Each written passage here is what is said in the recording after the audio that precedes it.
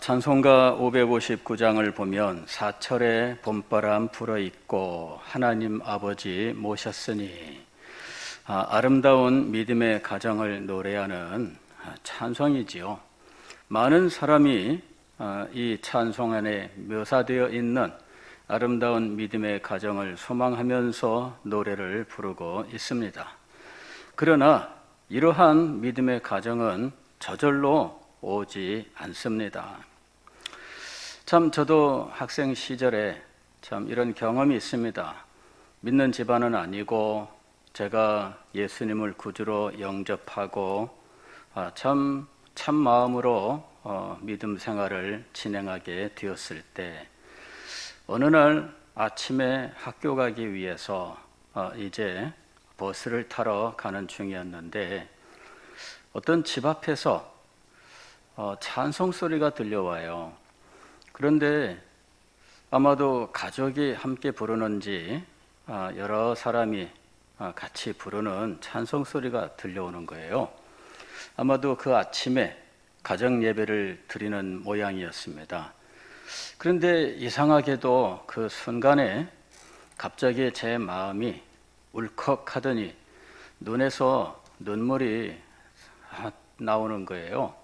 그래서 학교를 가는 길인데 갑자기 가슴이 뭉클하면서 울컥하면서 눈물이 나오는데 나는 참 이 믿는 집안에서 태어난 사람이 아니고 그래서 온 가족이 함께 예배드린 일이 없다 하는 것이 가슴에 아픔으로 다가오는 것이었습니다. 그래서 몇 발자국 걷는 사이에 눈물은 그렁그렁한 채 가슴은 아픈 상황이었는데 문득 또 다른 생각이 들었어요. 그래, 너는 믿는 집에서 태어나지는 않았지만 그러나 네가 믿음의 가정은 이룰 수 있다 하는 거예요. 그게 마음의 위로가 됐어요. 네가 앞으로 믿음의 가정은 이룰 수 있다. 그래서 순간 낙심하는 마음이 있었지만 이내 위로를 얻고 그리고 마음속에 소망을 갖게 되었습니다. 믿음의 가정을 이루자 하는 것이었죠. 그리고 많은 세월이 지나갔습니다. 그러나 그때는 참 믿음의 가정을 이룬다는 것이 그냥 믿는 사람이 결혼하면 저절로 이루어지는 것인 줄로 생각했죠. 왜냐하면 아무것도 모르니까 그냥 막연하게만 생각을 한 거예요. 결혼하면 믿음의 가정이 이루어질까 하는 것입니다.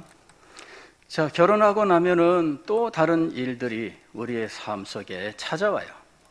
자녀가 또 있어야 되고요. 어떤 사람들은 아이도 잘 낳다만 어떤 사람들은 왜 그렇게 힘들고 어려운지 몇 년을 기다려도 아이가 안 생겨요. 이래서 뭔가 문제가 있는가 해가지고 병원에 가서 검사도 하고 온갖 일들을 다 하지요. 겨우겨우 아이를 갖게 되었는데 그 다음에는 이 아이를 믿음으로 양육하는 문제가 대두하게 되는 겁니다. 아이들을 키우는 게 쉬울까? 아이를 키우는 이 일은 더구나 믿음의 자녀로 양육하는 일에는 수없이 많은 장애물이 있는 거예요. 오늘 우리가 읽은 성경 말씀은 그러한 장애물 속에서 한 아들을 이스라엘 민족의 지도자로 키워냈던 부모의 믿음에 대해서 말씀하고 있습니다. 히브리서 11장 23절은 모세라고 하는 이스라엘 민족의 지도자, 그들의 가장 큰 위대한 인물의 부모에 대해서 이렇게 이야기합니다. 믿음으로 모세가 낳았을 때에 그 부모가 아름다운 아이임을 보고 석 달 동안 숨겨 왕의 명령을 무서워하지 아니하였으며.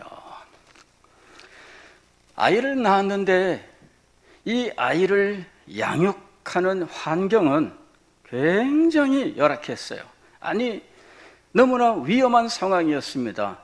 그 당시에 역사적으로 어떤 일이 있었느냐 하면 애굽에서 이스라엘 백성들이 번창하게 되었고, 애굽의 바로 왕은 이스라엘 백성들을 잠재적인 적국으로, 적대적인 이런 원수로 생각을 했던 것이에요.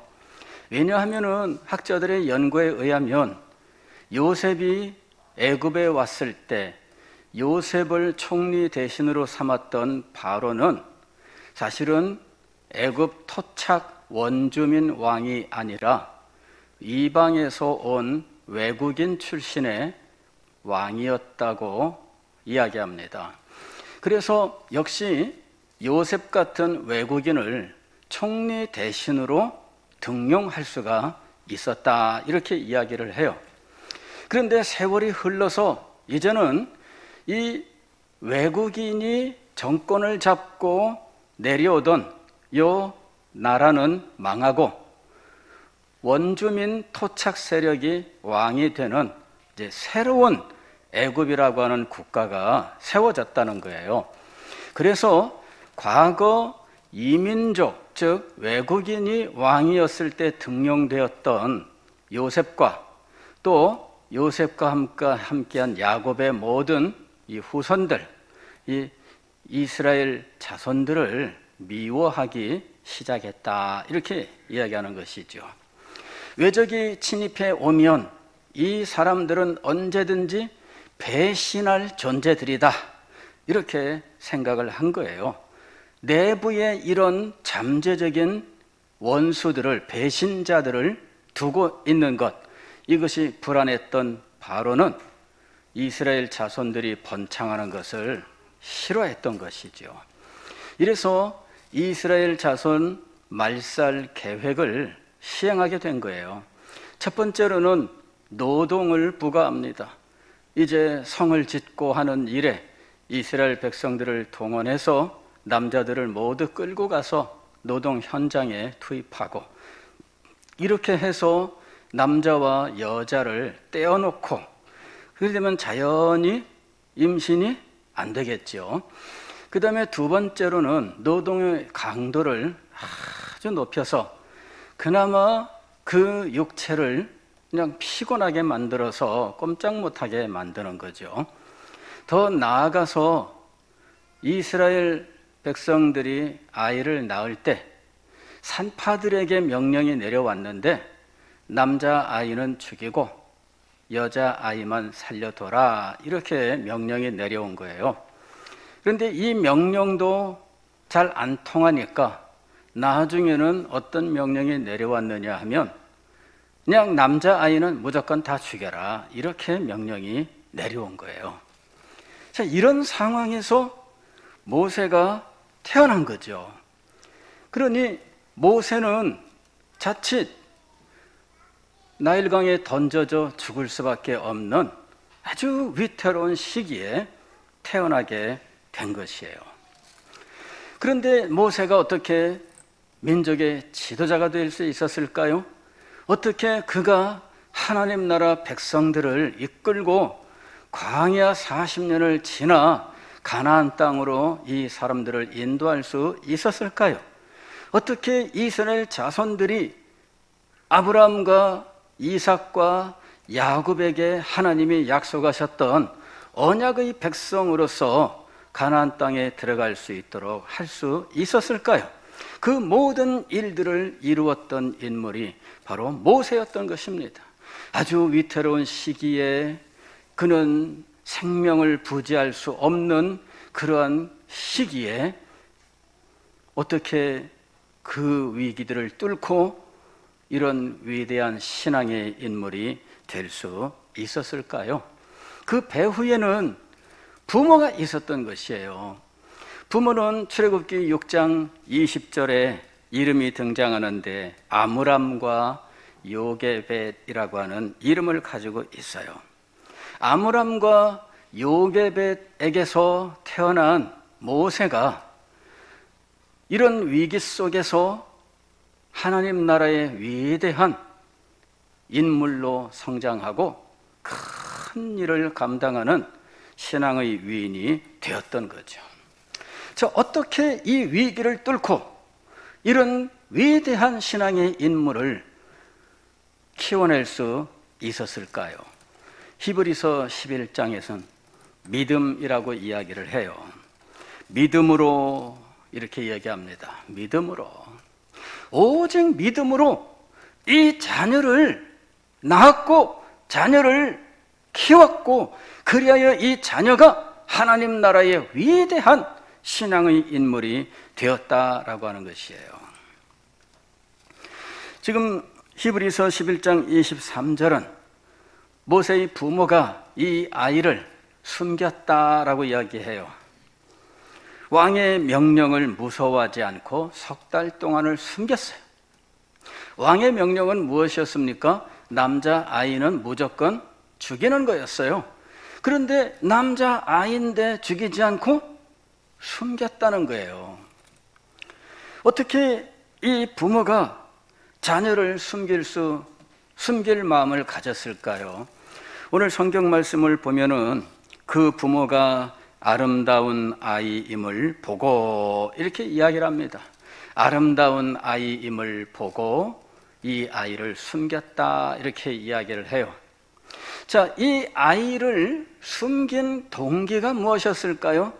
1차적으로 우리가 생각할 수 있는 것은 아마도 부모의 정, 즉 모성애, 부성애 이런 이 혈육과 관계되어 있는 아마 그런 입장에서 이 아이를 아름답게 보았을 수 있다. 우리는 1차적으로 이렇게 생각할 수 있습니다. 그리고 이것은 배제할 수가 없지요. 당연히 아이를 낳은 엄마가 아이를 이쁘게 보는 거예요. 우리 옛 속담에도 그런 말이 있습니다. 고슴도치도 제 새끼 하맘타한다라는 말이 있어요. 하맘타한다라는 말은 어려운 말이죠. 평소에 우리가 쓰지 않는 거예요.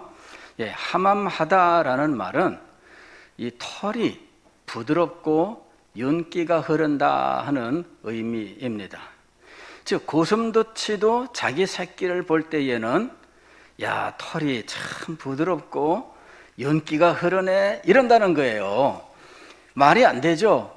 고슴도치는 물론 부드러운 털도 있겠죠. 그러나 그 털 속에 무엇을 숨기고 있어요? 가시를 숨기고 있어요. 그래서 이 가시를 탁 내세우고 몸을 덜덜덜 말면은 밤송이 같이 되는 거예요. 그런데 이 밤송이를 이쁘다고 품에 안아보세요. 가시에 찔려서 피가 날 수밖에 없죠. 그런데도 고슴도치는 자기 새끼를 품에 안고 얘는 털이 부드럽고 윤기가 흘러 너무 이뻐 이러고 있다는 겁니다. 고슴도치도 그런데 하물며 사람이라면 자기 자녀가 이쁘게 보이지 않을까요? 참 죄송한 말씀이지만 저도 참 많은 아기를 봤잖아요. 처음 났을 때 아기가 이쁘게 보이는 아기는 많지 않더라고요. 보니까 쭈글쭈글하고 아직 얼굴이 붓기도 아직 안 빠지고 그래요. 그런데 그렇게 이쁘다 그러더라고. 그렇게 이쁘다 그래. 저희 후배 하나는요. 참 이게 참 이 아이는 이제 다 컸어요. 지금은. 근데 이 아이를 참 객관적인 시각으로 말할 수 있을지 모르겠어요. 그냥 볼 때 좀 못생겼어. 볼 때. 근데 이 엄마가요, 이 아이를 너무너무 이쁘다 그러면서 쪽쪽쪽 빨고 난리가 났어요. 그 위에 오빠가 있고 얘가 이제 딸인데 오빠 애는 곱상하게 생겼어요. 크면서. 근데 오빠보다 더 이뻐해요. 이 꼬마를. 볼 때 오빠가 더 잘생긴 것 같은데 엄마 눈에는 아닌 것 같아요. 그래서 제가 그때 그런 생각을 했습니다. 야, 엄마는 다르게 보는 모양이다. 엄마는 다르게 보는 모양이다. 지금 이 부모가 아기 모세를 보았는데 그 아름다움을 보고 그랬어요. 아이가 아주 예뻤다는 이야기죠. 그런데 여기 예쁘다라고 하는 이 말은 히브리어로는 토브예요. 톱 이렇게. 사실은 히브리어에 예쁘다라는 말은 따로 있습니다. 따로. 가령 창세기 39장 6절 말씀을 보면 요셉에 대해서 이렇게 이야기를 합니다. 요셉은 용모가 빼어나고 아름다웠다. 용모가 빼어나고 아름다웠다. 이럴 때 빼어나고 라는 말은 히브리어 야페라는 말이에요.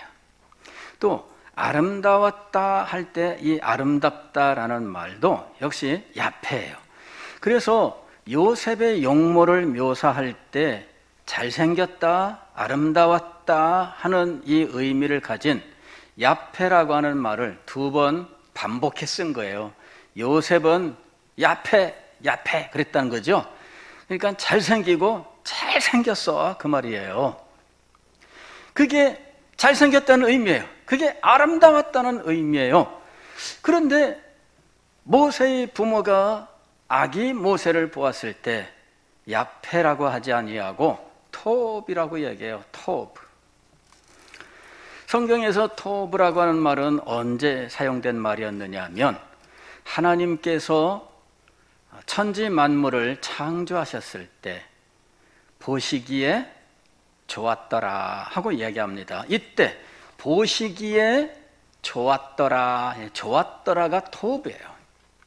하나님께서 우주를 만드시고 빛을 창조하셨어요. 그리고 보시기에 좋았더라. 하나님께서는 창조한 것들을 보셨을 때 이것을 토브라고 하셨어요. 이거를 뭐라고 번역을 했느냐면 어떤 경우에는 좋았다라고 번역을 하고 어떤 경우에는 선하다 이렇게 번역을 해요. 그런데 부모가 자녀를 보았는데 이 아기 모세를 볼 때 어떻게 했다고요? 선하다 그렇게 보았다는 거예요. 여러분, 지금 이것을 히브리서 기자는 믿음이라고 이야기를 했어요. 그렇다면 부모가 이 아이를 볼 때에 단지 혈육의 정으로만 본 것을 의미하지는 않았던 거예요. 분명히 부모의 마음속에는 이 아기를 대하는 또 다른 시각이 있었다는 거죠. 그것을 믿음이라고 이야기를 한 거예요. 아기를 볼 때 또 다른 시각이 있었습니다. 그 시각은 하나님의 시각이에요. 하나님께서 하나님의 백성의 가정에 자녀를 주셨습니다. 이 자녀는 여호와의 기업이라고 부르고 있습니다. 하나님께서 자녀를 기업으로 주신 거예요. 하나님께서 이 자녀를 언약의 자손으로 주셨고 이 자녀를 통하여 하나님은 우리의 가정을 언약의 가정으로 축복하시는 거예요. 너와 네 자손에게 이 땅을 주겠다 하고 하나님이 아브라함에게 말씀하셨을 때 하나님의 약속은 아브라함 혼자에게 주신 것이 아니라 그 자손에게 주신 거예요. 그래서 하나님은 이삭이 태어났을 때 하나님께서 이삭을 언약의 자손으로 삼으셨고 아브라함이 죽고 이삭이 아브라함의 모든 것들을 물려받았을 때 하나님은 이삭에게 나타나셔서 너와 네 자손에게라고 약속을 하셨던 거예요. 야곱에게도 하나님께서는 너와 네 자손에게라고 약속을 하셨습니다. 그리고 이스라엘 백성들에게 하나님의 언약은 항상 너와 네 자손에게라는 말씀으로 임하고 있었던 거예요. 우리가 자녀를 낳았다면 이거는 육신의 열매가 아닙니다. 이것은 하나님의 약속으로 우리에게 주어진 하나님의 사람인 거예요. 자녀를 볼 때 혈육의 시선으로 보는 것이 있습니다. 그러나 우리는 자녀를 볼 때 믿음의 시선으로 볼 수 있어야 합니다. 다시 말씀을 드리면 하나님의 시선으로 우리의 자녀들을 보아야 된다라고 하는 거예요. 하나님께서 이 자녀를 우리에게 주신 목적이 있습니다. 이 자녀를 통해서 하나님께서 이루실 크고 놀라운 일이 있습니다.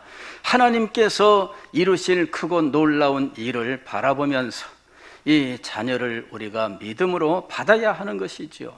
지금 모세의 부모는 아기 모세를 볼 때 이렇게 본 거예요. 단지 인간적으로 예쁘다, 그것이 아닙니다. 가령 창세기 39장 6절에 요셉을 야페라고 이야기했을 때 그것은 여성의 시각으로, 음욕을 가진 여성의 시각으로 요셉을 본 거예요. 그러니 이 요셉에 대하여 어떤 생각을 가질까요? 음욕을 가진 사람의 시각으로 보니 이 예쁘다, 아름답다라고 하는 이것이 음욕과 연관되는 거지요. 그러나 이것을 하나님의 시각으로 보게 되면 하나님의 뜻을 이룰 하나님의 사람으로 보게 되는 것이에요. 우리가 자녀를 양육할 때에 이 자녀가 하나님께서 우리에게 주신 선물이며 이 자녀를 하나님이 축복하셔서 우리를 복되게 하신다라고 하는 사실을 알아야 돼요. 제가 어거스틴의 고백록을 읽으면서 거기에 그런 이야기가 나오더라고요. 하나님께서 나를 축복하셔서 나 때문에 우리 부모를 복되게 하셨습니다. 그 말이 무엇일까요? 우리 부모가 하나님이 나에 대하여 가지신 뜻 때문에 하나님이 나를 축복하셨는데 그 축복이 우리 부모들에게 주어졌다는 거예요. 그래서 부모들이 나 때문에 축복을 받아서 나를 양육했다, 이런 말입니다. 사실 요새는 그런 생각이 이런 생각이 있잖아요. 흙수저, 금수저, 이런 생각이 있잖아요. 예. 부모 때문에 자녀가 잘 된다고 생각해요. 이것이 세상의 생각입니다. 그러나 하나님의 방법은 자녀를 통하여 부모를 복되게 하는 거예요. 알고 보면 이것이 세상의 원리입니다. 자녀가 제대로 안 되면 부모가 아무리 잘나도 나중에 피눈물 흘리죠. 그러잖아요. 전에 어떤 분이 그런 얘기 하시더라고요. 벤츠 타고 다니는 사장님과 그것을 운전하는 운전기사가 있는데 사장님 아들은 삼류대학도 못 가서 떨어져 가지고 그러는데 운전기사 김 과장 아들은 서울대학교 법대를 들어갔대요. 누가 더 어깨에 힘을 주고 다닐까요? 예. 그래서 이 인생이 참 아이러니하다, 이제 그런 이야기를 한 거죠. 사장님인데 기 죽고 운전기사인데 기가 살아. 이게 무엇 때문일까요? 예, 이게 자녀 때문이죠. 자, 우리의 자녀는 하나님께서 우리를 축복하신 선물이 될 수도 있고 하나님께서 우리를 버리신 증거가 될 수도 있어요. 무서운 거죠? 예, 무서운 거예요. 모세의 부모는 이 아이를 하나님의 시각으로 보았던 거예요. 하나님의 뜻을 이루는 아이, 하나님의 나라를 위하여 쓰임받을 아이로 보았던 거예요. 이것이 부모의 믿음입니다. 그래서 자녀를 양육함에 있어 위기가 있었지만 그 위기를 믿음으로 이겨냈던 거예요. 사실 자녀를 양육하는 동안에 세상적인 위기가 얼마나 많이 있겠어요. 그리고 우리는 그런 속에서 자녀들을 오늘까지 키웠지요. 그러나 그 아이가 진정으로 믿음의 자녀이며 하나님의 나라를 위해서 쓰임받는 하나님의 종이며 그 아이를 통해서 하나님의 축복이 나에게 임하고 있느냐 하는 것을 한번 정직하게 살펴보시라는 거예요. 자녀 양육에 있어서 참 많은 위기들이 찾아옵니다. 저도 우리 아이들을 키울 때 병원에 수없이 데리고 갔고요. 새벽 1시, 2시에도 일어나서 병원에 달려가야 되는 일들도 참 많이 있었어요. 그 시간에 막 달려가면 그러면 그 새벽에 그 응급실, 서울에 갔더니 아동병원이 있어서 그나마 감사했어요. 아동병원 응급실을 운영해요. 이래가지고선 새벽 1시에 막 달려가서 그런 그 어려움들을 겪으면서 아이를 키운 거죠. 그런데 정말 어려운 것은 그 후에 사춘기 때 대학 또 군대, 취직 많은 어려운 문제들이 있어요. 결혼한 이후에는 손자들 온갖 문제들이 여전히 남아 있어요. 이런 위기들에도 불구하고 우리들이 자녀들을 하나님의 사람이다 라고 하는 믿음을 가지고 이 자녀들을 키워야 한다라고 하는 거예요. 자녀 양육의 위기는 어느 시대나 있어요. 옛날이라고 해서 없었고 지금이라고 더 많은 것도 아니고요. 옛날에는 옛날대로 지금은 지금대로 위기가 참 많이 있습니다. 시대 정신의 위기가 있고요. 그 다음에 학교로부터 오는 위험도 있어요. 학교의 공부에 열심히 하는데 이것은 세상 공부입니다. 세상 공부 힘쓰다 보니 믿음을 잃어버리게 되고 세상의 성공을 목적으로 하다 보니 믿음을 뒷전에 밀어버리고 이러는 일들이 오늘 우리의 삶 속에 있어요. 그런 속에서 자녀들은 세상의 사람으로 크게 되는 거예요. 이 위기가 있습니다. 많은 분들이 저한테 그런 말씀들을 하셔요. 얘가 얼마나 전도를 많이 하던 애인지 몰라요. 근데 지금은 전도 받아야 될 사람이 돼 있는 거죠. 어떻게 그렇게 되었을까? 이게 여러 가지 위기 속에서 이 아이가 세상의 사람으로 그냥 변한 거죠. 믿음의 사람, 하나님의 자녀로 큰 것이 아니라 세상의 사람으로 큰 거예요. 우리는 이 자녀를 하나님의 사람으로 키울 수 있도록 해야 되는 거예요. 얼마나 많은 위기들이 있는지 몰라요. 지방에 있다 보니까 젊은이들 이 지방을 떠나는 비율이 얼마나 높은지 모릅니다. 서울에 있을 때에는 모든 젊은이들이 서울로 모이는 것만 같아요. 젊은이들이 언제든 부족함이 없이 밀려왔습니다. 그러나 지방에 있다 보니 젊은이들을 서울로 올려보내야 돼요. 그래서 이 아이를 떠나보내는 아픔이 있어요.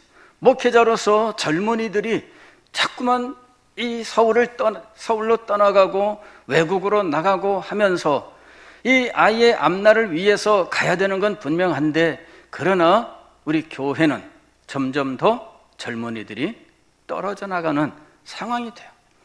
이 아이들이 서울에 올라가서 믿음 생활을 잘하면 몰라요. 그런데 서울에 올라가서 믿음 생활 잘하는 아이보다는 믿음을 잃어버리는 일들이 더 많더라 하는 것이죠. 그렇다면 왜 서울로 보내기를 애를 썼을까요?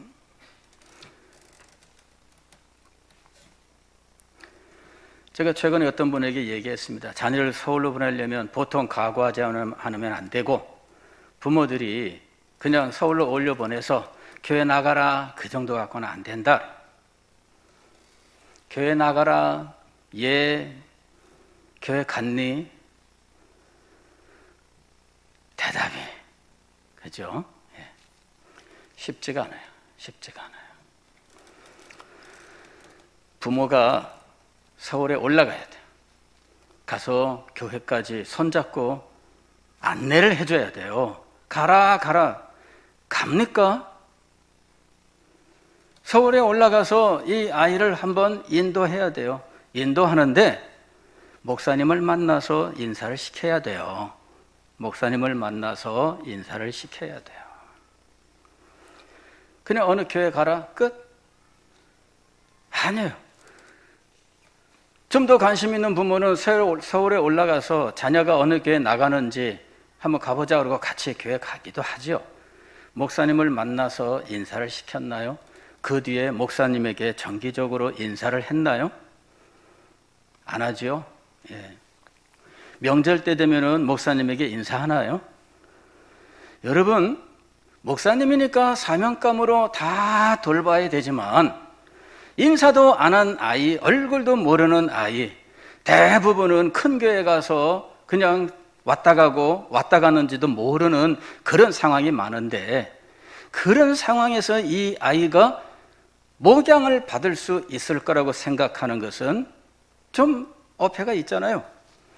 목사님을 만나 인사를 시키고 목사님에게 뭐 식사라도 한번 대접하고, 아니면은 지방에 있으니 여기서 오징어라도 한 축 사서 선물로 여기서 붙이고, 그러는 어떤 것이 있어야 목사님이 아이고 이분은 부산에 계신데 자녀 때문에 이렇게까지 참 나 같은 것에까지 이렇게 관심을 갖고 이렇게 하시는구나, 그 아이 관심을 가질 거 아니에요. 부목사님에게 그 아이 지금 교회 나오고 있냐, 어떠냐, 한번 또 예배 시간에 끝나고 만나면은 인사도 한번 하고. 부목사도 마찬가지예요. 저도 서울에 있으면서 부산의 어느 교회 권사님이요, 인사로 서울에 왔어요. 만나가지고 인사를 합니다. 목사님, 제가 누구누구 엄마입니다. 목사님, 식사 대접을 한번 하겠습니다. 경험이 있어요. 그 학생을 제가 그렇게 하고 난 다음에 잊어버릴까요? 안 잊어버릴까요? 잊어버리지 않아요. 부모님들이 자녀를 책임있게 믿음의 세계로 인도를 해야 돼요. 저절로 여기서 말만 하고 있으면, 집에서도 말했을 때 안 듣는 애가 부모로 천리 떨어진 곳에 있는데 부모의 말을 듣겠어요? 참 순진한 생각이시지. 집에서도 말을 안 들었잖아요.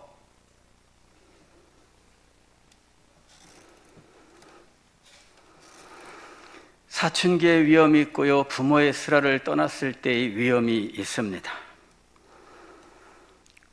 아이의 인생의 단계마다 위기가 있어요. 그리고 어느덧 이 아이는 세상의 아이가 되어 있는 거예요. 어떻게 해야 될까요? 이제 와서 가슴을 치고 눈물을 흘리며 기도합니다. 오늘 말씀의 제목이 뭘까요? 부모는 자녀를 포기하지 않는다. 부모는 자녀를 포기하지 않는다. 저는 이 모세의 부모를 보면서 이 생각이 떠오른 거예요. 위기 속에서 들키면 부모가 위기를 당하는 거잖아요. 집안이 완전히 쑥대밭되는 거잖아요. 아기만 빼앗기고 마는 게 아니라 부모와 그 집안이 위기에 처하는 상황이에요. 그런데 이것을 무릅썼어요. 왜? 이 아이를 하나님의 사람으로 키우기 위해서. 이 부모는 자기의 생명을 걸었던 거예요. 포기하지 않고, 어렵다고 포기하고, 힘들다고 포기하고, 귀찮다고 포기하고, 그게 아닙니다. 하나님의 사람, 하나님의 언약의 자녀를 하나님 나라를 위하여 반드시 하나님 앞에 드리고자 하는 이 믿음을 가지고 포기하지 않았던 거예요. 그래서 이 모세를 하나님의 사람으로 키울 수 있었던 겁니다. 하나님께 기도하며 이 믿음을 가지고 이 아이를 하나님의 사람으로 키우려고 하니 길이 열려요. 길이 열려요. 나일강에 아기를 던져 죽여야 되는데 나일강에 아이를 던졌으나 살아나요. 갈대상자 역청을 바르고 아기를 거기에 곱게 눕혀서 뚜껑을 덮고 떠내려 보냈는데 바로의 공주가 시녀들을 데리고 목욕을 하러 왔는데 이 갈대 상자를 발견하는 거예요. 보니 히브리인의 남자 아이예요. 죽여라 이렇게 안 합니다. 이 아이를 키울 마음이 생긴 거예요. 누가 역사하신 걸까요? 하나님께서 역사하신 거예요. 그걸 가만히 보고 있던 모세의 누이 미리암이 감히 그 앞에 달려가서 유모가 필요하시지요? 이렇게 물어본 거예요. 공주가 수작이 뻔히 보입니다. 어디 나를 어찌 알고 안 합니다. 그래? 데려와라. 그래 유모를 데려왔는데 누굴 데려왔을까요? 모세의 엄마 요게벳을 데려온 거예요. 바로의 공주가 모를까요? 알아요. 그러나 다 눈 감고 넘어갑니다. 그래서 모세는 바로의 공주한테 아이를 받아서 다시 집으로 왔어요. 젖 먹을 때까지 이 아이를 키워서 궁전에 보내는 거죠. 근데 그 몇 년, 젖 떨어질 때까지 몇 년입니다. 그 짧은 세월 동안에 모세를 품에 안고 가르쳤는데 평생 동안 모세는 하나님 나라 백성으로 자기 자신을 인식하고 믿음의 사람으로 살았던 거죠. 놀라운 거예요. 믿음을 가지고 이 자녀를 위하여 결심하고 자기의 생명까지 걸었더니 하나님께서 지혜도 주시고 길도 열어주시고 그 아이를 이렇게 교육을 시키는데 애굽의 궁전에서 왕자의 교육을 시키신 거예요. 이건 놀라운 거예요. 왕자의 교육을 받은 모세가 나중에 이스라엘 왕국을 세우는 기틀을 마련하는 겁니다. 왕자의 교육을 받지 않았으면 그런 일을 못하지요. 그러나 왕자의 교육을 받았기 때문에 그는 나라를 세우는 모든 과정을 다 알고 그것을 실행한 거예요. 그래서 이스라엘 민족이 하나님의 나라, 지상에 있는 하나님의 나라가 된 겁니다. 하나님이 얼마나 놀랍게 역사하셨는지, 믿음의 부모의 그 믿음, 그들의 그 간절한 소망을 들으시고 하나님께서 모든 길을 열어주셨던 거예요. 오늘 우리는 우리의 자녀가 하나님 나라 백성이라는 사실, 언약의 자손이라고 하는 사실, 결코 이 믿음을 포기해서는 안 되겠습니다. 그리고 이 자녀들을 위하여 여러분들은 자신을 바치는 기도의 자리로 나가야 되겠습니다. 하나님께서 여러분의 기도를 들으시고 여러분의 믿음에 응답하시고 여러분의 자녀들의 길에 역사하실 것입니다. 기도하겠습니다. 사랑이 많으신